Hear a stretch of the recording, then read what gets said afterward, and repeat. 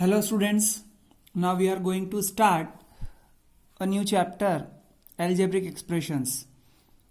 Now, before starting the exercises or before starting the questions, now we need to understand some notations. अब आप देखिए कि ये algebraic expression अगर हमें समझना है तो हमें ये सभी notations पता होना चाहिए. ठीक है, एक एक करके इनको डिस्कस करेंगे. First, constant. You are in 7th standard. It means कि आप सभी जानते हैं कि कांस्टेंट क्या होता है, बट फिर भी मैं रिपीट कर देता हूं. कांस्टेंट का मीन्स होता है जो वैल्यू फिक्स हो. ठीक है, आप जब कांस्टेंट की बात करते हैं तो जैसे कोई भी वैल्यू हो सकती है, 2 हो सकता है, 5 हो सकता है, 11 हो सकता है. ठीक है, 31 हो सकता है, 1000 हो सकता है. ये सभी क्या है? ये न्यूमेरिकल वैल्यूज हैं और ये न्यूमेरिकल वैल्यूज फिक्स होती हैं. 2 हमेशा कहीं भी रिप्रेजेंट करें हम, 2 ही रहता है. 2 की कोई भी वैल्यू 2 से अलग चेंज नहीं हो सकती. 2 मीन्स 2 ही होता है, इसलिए जो फिक्स वैल्यू होती है उसे हम कांस्टेंट कहते हैं. ठीक है. नेक्स्ट, वेरिएबल्स हम अल्फाबेट्स के फॉर्म में यूज करते हैं और वेरिएबल्स का मतलब होता है जो वेरी हो सके. ठीक है, वेरिएबल्स मीन्स जो वेरी हो सके, और वेरी हो सके का मतलब यह है कि जो चेंज हो सके, अपनी वैल्यूज फिक्स वैल्यूज ना हो. जैसे फॉर एग्जांपल हम कहीं भी किसी भी क्वेश्चन में, आप जब क्वेश्चंस करते हो तो मैथमेटिक्स के क्वेश्चंस करने में हम कई बार लिखते हैं let the value be x, let the value be y, let the value be z. तो वो हम क्यों लिखते हैं? बिकॉज हमें वो वैल्यू पता नहीं होती है और उसको हमें कंसिडर करना है क्वेश्चन में, इसलिए हम उसे एक अल्फाबेट के फॉर्म में यूज करते हैं. तो ये जो एक्स, वाई, जेड, डब्ल्यू, ओके, पी, क्यू, ये सभी क्या हैं? ये वेरिएबल्स हैं. और ये फिक्स क्यों नहीं है? क्योंकि आप खुद ही देखिए कि अगर मैं बात करूं, जैसे कोई हम एक इक्वेशन लिखते हैं x + 3 = 11. तो यहां से अब आप जब x की वैल्यू निकालोगे तो वो 11 - 3 होगी. ओके, 8. लेकिन एक और अगर इक्वेशन दे दी जाए इसी x वेरिएबल के साथ, दैट x - 2 = 3. सो यहां पर 3 + 2 यानी x की वैल्यू 5 हो जाएगी. और ऐसे ही मैं x की और डिफरेंट इनफाइनाइट इक्वेशंस अगर बनाऊं तो उसमें x की इनफाइनाइट डिफरेंट वैल्यूज रहेंगी. तो यहां पर x की वैल्यू फिक्स नहीं है. It depends upon the equation, it depends upon the given condition. जो भी गिवन कंडीशन है उस पर डिपेंड है x की वैल्यू. इसलिए यहां पर आप x को एक फिक्स वैल्यू नहीं बोल सकते, इसलिए हम उसे वेरिएबल की कैटेगरी में रखते हैं, इसलिए उसे अल्फाबेट से रिप्रेजेंट करते हैं. ओके, नाउ अब हम अगर बात करें टर्म की. ठीक है, सो टर्म क्या होती है?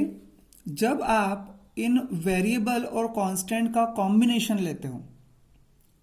ठीक है, और वो कॉम्बिनेशन या तो इनटू या डिवीजन के फॉर्म में होता है. जैसे for example 2 × x, 3/y, 31z. ठीक है, ये 31 कांस्टेंट है और z वेरिएबल है और इन दोनों के बीच मल्टीप्लाई का साइन है. 2 और x के बीच मल्टीप्लाई का साइन है, 3 और y के बीच डिवीजन का साइन है. तो ये जब आप वेरिएबल और कांस्टेंट को मल्टीप्लिकेशन या डिवीजन के साइन के साथ आप दोनों को ज्वाइन करते हैं तो वो एक टर्म बन जाती है. ठीक है, तो ये एक टर्म है, ये एक टर्म है और ये एक टर्म है. ठीक है, अब जब आप ऐसी सभी टर्म्स को, जो वेरिएबल और कांस्टेंट के कॉम्बिनेशन से एक जो टर्म बनती है, उन टर्म्स को जब आप 2 या 2 से ज्यादा टर्म्स को जब आप प्लस या माइनस के साइन के साथ एसोसिएट कर देते हैं तो वो एक एक्सप्रेशन बन जाता है. जैसे फॉर एग्जांपल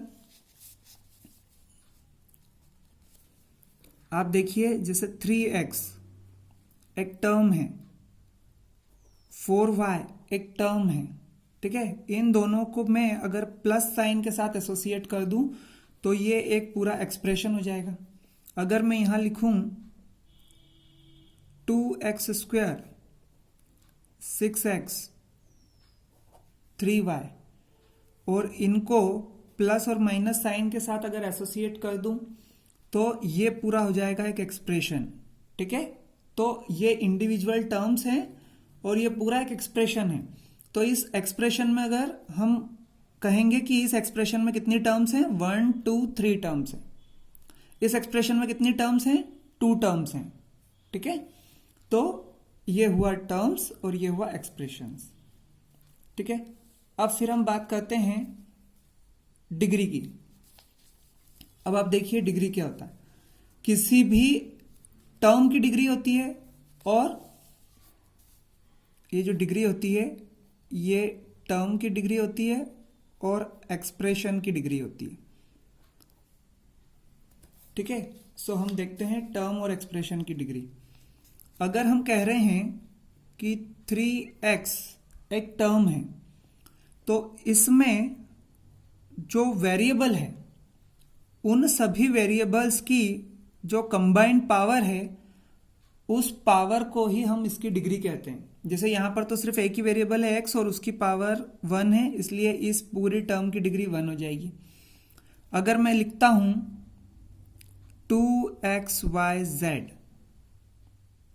तो यहां पर इस x की पावर 1 है, y की पावर 1 है और z की पावर 1 है।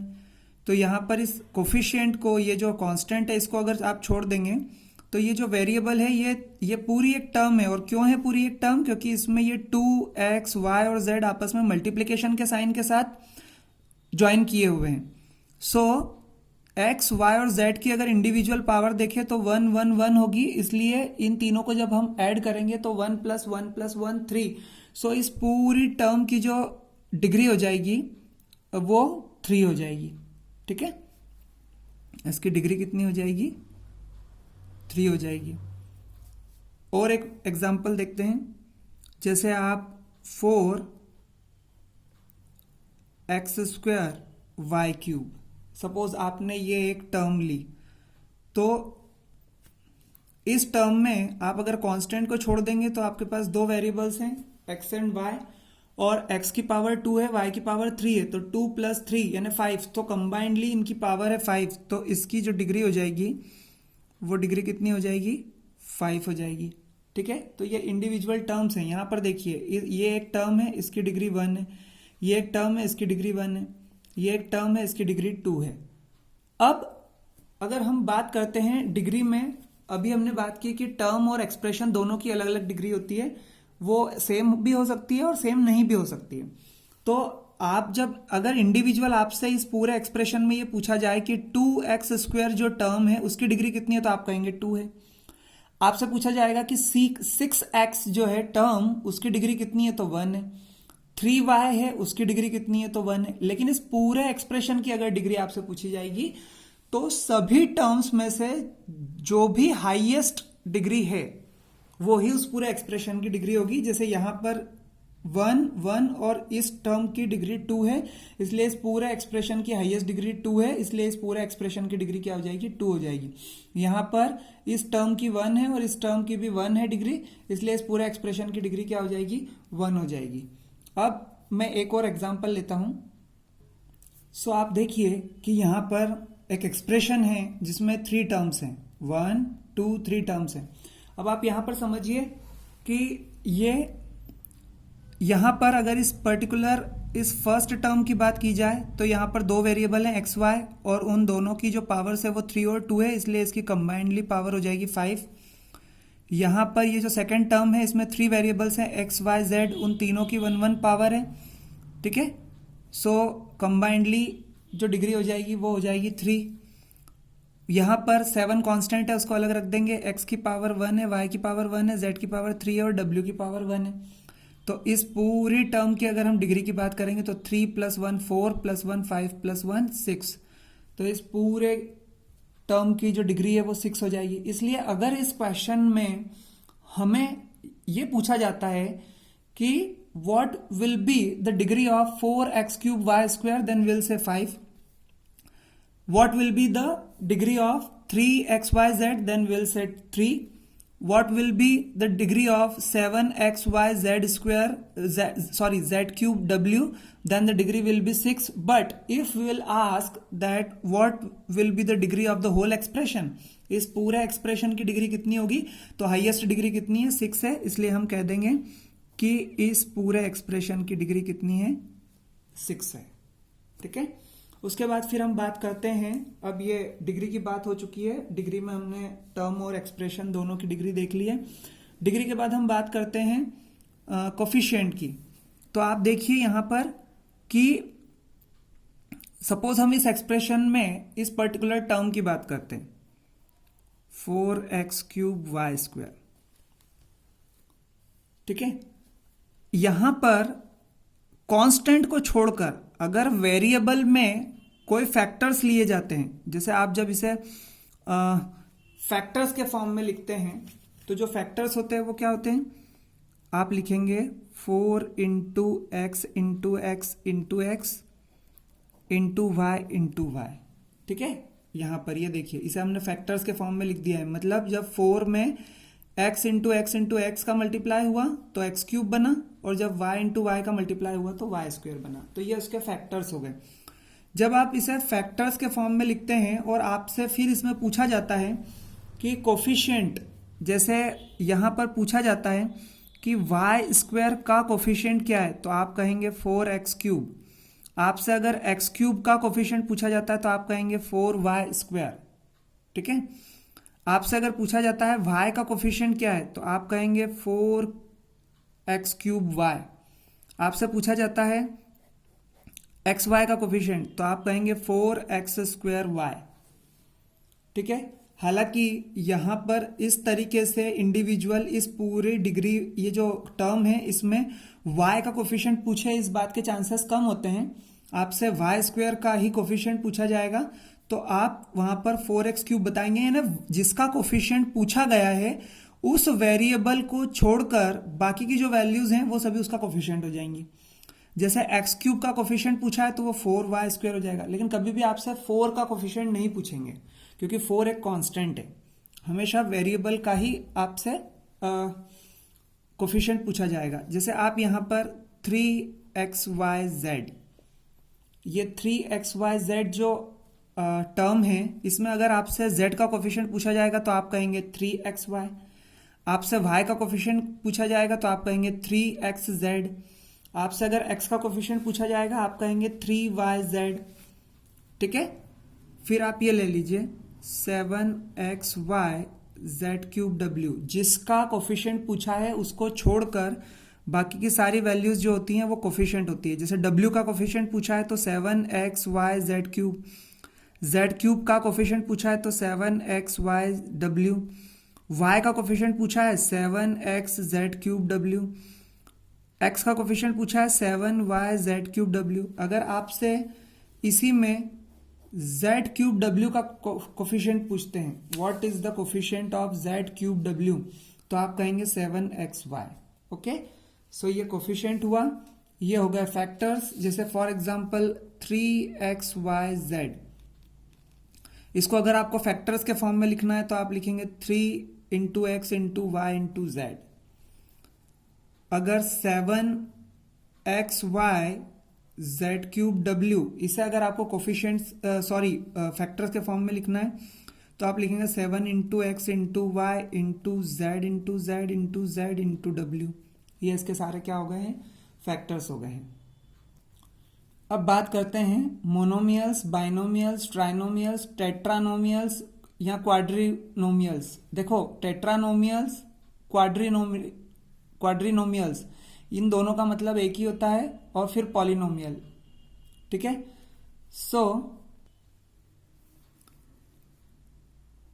अगर हम 3xyz लिखते हैं और ये इस एक्सप्रेशन में सिर्फ ये एक ही टर्म है, तो जब किसी एक्सप्रेशन में एक ही टर्म होती है तो उसे मोनोमियल कहते हैं.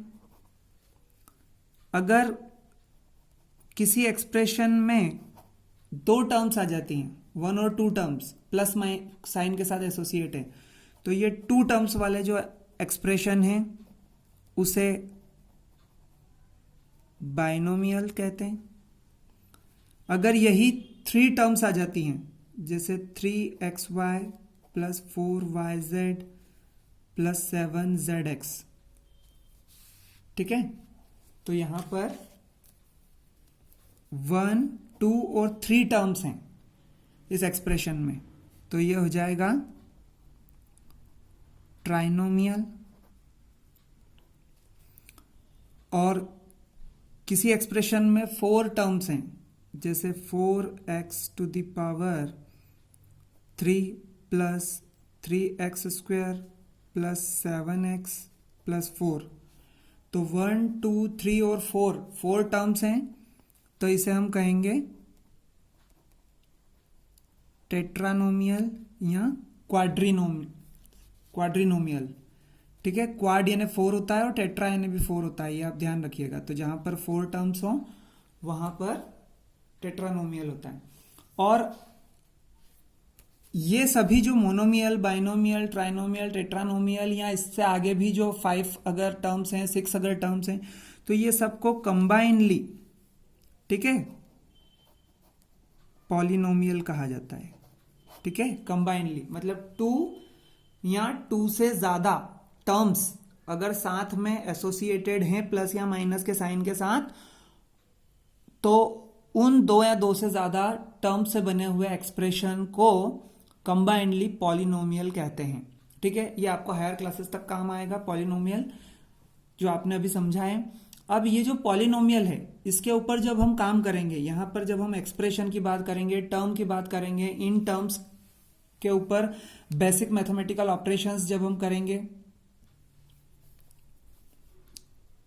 जैसे जो टर्म्स हैं, तो इन सारी टर्म्स पर प्लस माइनस मल्टीप्लिकेशन और डिवीजन के जब हम मैथमेटिकल ऑपरेशंस करेंगे इन सारी टर्म्स पे और एक्सप्रेशंस के बीच में, जैसे 3xy इंटू 5yz, ये कैसे होगा, या 3x प्लस 4x, ये कैसे होगा।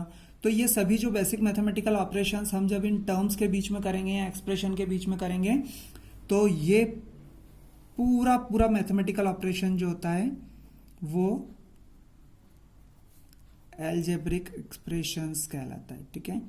ये जो एल्जेब्रिक एक्सप्रेशंस हैं, इनके ऊपर हम मैथमेटिकल ऑपरेशंस देखेंगे, ठीक है। इस पर्टिकुलर चैप्टर में हमें ये सारे मैथमेटिकल ऑपरेशंस पढ़ना है, फैक्टर्स पढ़ना है। फैक्टर्स कैसे, अभी मैंने फैक्टर्स का थोड़ा सा आपको इंट्रोडक्शन दिया है। इसमें जब हम क्वेश्चंस करेंगे तो वहां पर हम फैक्टर्स बनाएंगे। फैक्टर्स के साथ में फिर टर्म्स का यूज करके प्लस माइनस मल्टीप्लिकेशन डिवीजन के बेसिक मैथमेटिकल ऑपरेशंस करेंगे, और इस तरह से ये आपका चैप्टर कंप्लीट हो जाएगा, ओके।